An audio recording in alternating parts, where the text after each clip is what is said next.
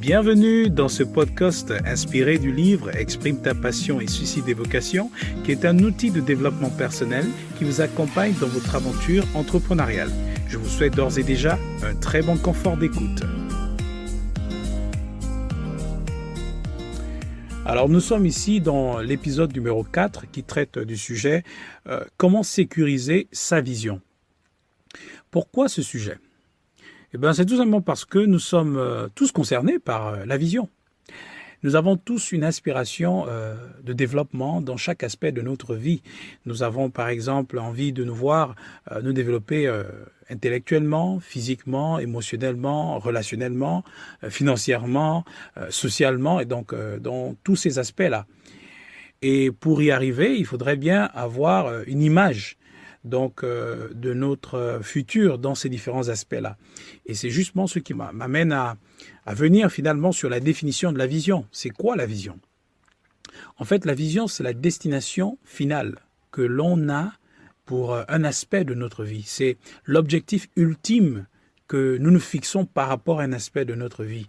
Nous sommes par exemple dans le contexte du développement personnel.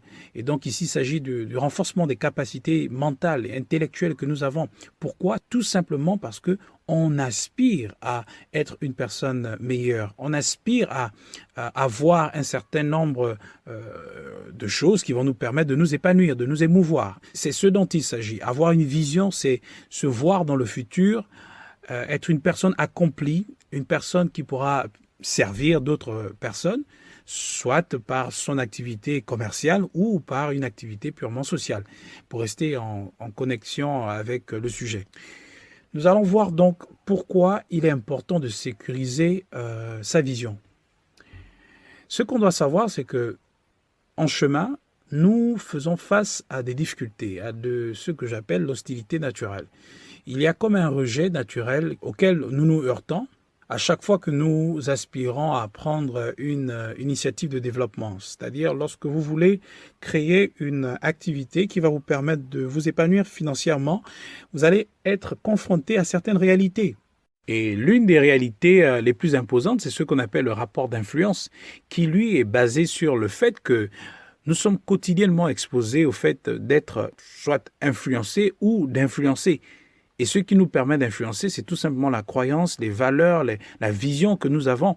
Mais nous devons savoir qu'en face, la personne avec laquelle nous tissons une relation a aussi une conviction, a aussi une certaine orientation qu'elle donne à sa vie. Et donc, le fait d'établir une relation nous amène de façon très subtile à un rapport de force, à un rapport de lutte, on va dire une sorte de lutte qui est censée profiter à chaque partenaire parce que on ne se met pas ensemble si on ne s'accorde pas. Et on s'accorde bien sûr en fonction de l'orientation que chacun a donnée à sa vie. Et si nous parlons de comment sécuriser sa vision, c'est tout simplement parce qu'il y a beaucoup de réalités que nous rencontrons avec des relations. Et c'est essentiellement ça qui nous embête. Nous n'avons pas la possibilité de rêver grand très souvent, c'est parce que nous considérons le regard des autres, nous considérons le jugement des autres. Alors les gens nous jugent ou jugent la grandeur de nos rêves, la grandeur de notre vision sur plusieurs faits.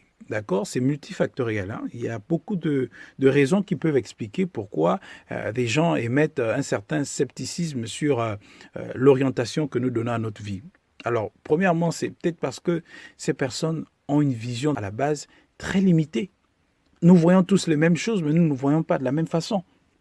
Vous pouvez avoir la vision de la transformation, par exemple, d'un produit tel que la tomate et que vous voyez être en train de couvrir tout le marché, on va dire, africain, et qu'en face, la personne à qui vous parlez justement de votre vision le voit comme une véritable folie. C'est parce que vous n'avez pas la même façon de voir les choses. Mais aussi, vous avez l'échec. Alors, il y a certaines personnes qui ont connu des revers assez douloureux dans leur aventure entrepreneuriale, qui ont essayé une activité que vous exercez aujourd'hui ou que vous souhaitez lancer, mais qui, à cause de la douleur, on va dire, de leur échec, ont du mal à encourager celles et ceux qui aspirent à s'y lancer. Pourquoi ? Parce qu'on a du mal à digérer le revers reçu. Ça explique en quoi est-ce qu'une personne peut influencer négativement votre vision et donc influencer votre destination, l'orientation que vous donnez à votre vie professionnelle, sociale, économique, etc. Donc ceci, c'est à un niveau externe, mais vous avez également au niveau interne les blocages mentaux que nous avons par rapport à l'argent. On se dit que nous n'avons pas assez de moyens et donc ce n'est pas possible de s'imaginer être demain après-demain un chef d'entreprise ou un acteur de développement à proprement parler. Pourquoi? Parce qu'on n'a pas de moyens. Mais ce qu'on ignore, c'est que en ayant la pensée ou la mentalité que l'argent est la première ressource lorsqu'il s'agit de la création d'une entreprise, c'est que nous passons à côté parce qu'il y a beaucoup de personnes qui créent des structures qui n'ont pas forcément de moyens, mais qui savent développer leur portefeuille relationnel, qui savent développer les autres ressources qu'elles ont pour amener à implémentation leur vision. Comme on le dit très souvent, il ne s'agit pas en fait d'avoir de l'argent pour commencer. On a besoin de commencer pour avoir de l'argent. C'est ce dont il s'agit ici. Alors, pour revenir un peu sur notre sujet, c'était une parenthèse au passage. Donc, pour revenir sur notre sujet, nous parlons de la vision, comment la sécuriser, sachant que nous avons de l'adversité naturelle devant nous. Ça peut être des personnes physiques, ça peut être des circonstances de la vie, ça peut être certains blocages que nous avons nous-mêmes. Alors, comment faire pour tout simplement surmonter ces choses-là? Eh bien, la première chose que je vais vous recommander, c'est le fait d'avoir une grande vision. Oula!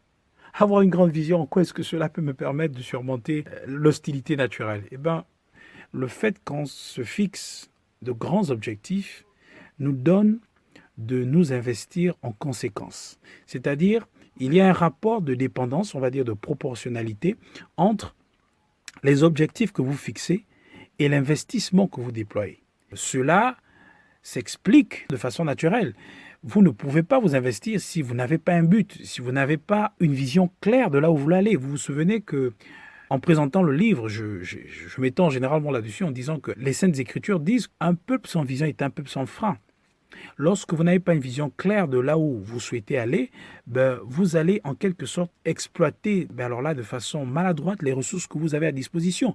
Vous allez perdre votre temps, votre énergie. Pourquoi? Parce que vous ne savez pas véritablement dans quel champ il faudrait les exploiter. Et le fait d'avoir une grande vision vous permet d'être focus sur ce que vous devez faire. Ça vous donne la possibilité de sortir de l'ordinaire pour aller dans l'extraordinaire. Donc, ici, il s'agit d'avoir une aspiration professionnelle qui vous tire vers le haut, qui vous amène à voir encore plus grand, même si vous n'avez pas les ressources qui vous permettent de le faire en un jour, peut-être en un an, ou peut-être en 2 ans. Mais au moins, vous avez cette barre-là que vous êtes fixée pour dire que je veux atteindre cet objectif-là. Généralement, je dis aux personnes qui partagent leur vision que si tu finis de me parler de ta vision et qu'à la fin, je ne te dise pas que tu es fou ou tu es folle, en fait, tu ne m'as pas parlé de ta vision. Tu ne m'as pas parlé de ta vision, tu m'as parlé de ton objectif ou à la limite d'un projet que tu as, mais qui en quelque sorte ne reflète en rien une vision. Une vision est censée vous amener à connaître ce qu'on appelle la moquerie en fait. C'est-à-dire des personnes autour de vous doivent se moquer de vous, doivent dire que vous êtes dans les vapes, doivent dire que vous êtes insensé, vous êtes folle, vous êtes fou. Et justement, vous avez besoin de vous confronter à cette réalité-là pour que vous puissiez justement transcender, pour que vous puissiez justement vous surpasser pour atteindre cet objectif-là. Parce que beaucoup de personnes considèrent cette réaction comme un facteur de démotivation, de découragement, alors qu'il est censé vous propulser encore vers le haut. Il est censé vous amener à prendre conscience que finalement je suis dans le droit chemin parce qu'il ne croit pas en cela, moi je crois en cela et donc je dois me donner les moyens d'y arriver. Et bien sûr dans le strict respect de l'honnêteté, la dignité, la justice, comme nous le disons dans le livre. Donc avoir une grande vision, c'est quelque chose de très important. Une grande vision par rapport à votre commerce, une grande vision par rapport à votre service social. Vous devez la nourrir, bien sûr, en calquant des modèles. C'est-à-dire, vous voyez un modèle, soit dans les réseaux sociaux ou une personne physique qui vous inspire, qui vous motive. Et vous vous basez sur son modèle, bien sûr, pour avoir quelque chose de personnalisé. Mais vous devez aspirer à quelque chose de plus grand parce que c'est ce qui vous tire vers le haut. Donc ça, c'est la première chose. Deuxième chose, vous devez être extrêmement discipliné. C'est-à-dire une personne qui sait gérer son temps, son énergie, qui sait gérer aussi ses relations. Donc, la gestion des ressources. Il y a par exemple des relations qui ne nous profitent pas.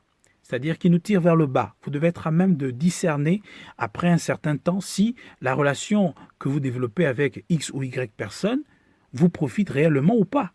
Et bien sûr, ça ne peut vous profiter que si ça vous propulse dans la vision que vous avez. C'est très important de gérer ces ressources, les ressources financières, l'argent que vous avez au quotidien. Parce que beaucoup de personnes aujourd'hui ont une grande vision, mais ne savent pas comment gérer l'argent, n'ont pas la culture de l'épargne. Or, ceci fait partie de l'arsenal entrepreneurial d'un entrepreneur leader, d'un acteur de développement, d'une personne qui est consciente donc des enjeux économiques que le monde traverse aujourd'hui. Donc, nous ne pouvons pas nous permettre de dilapider notre argent de façon infructueuse, de façon inutile. Le divertissement n'a de sens qu'après le travail.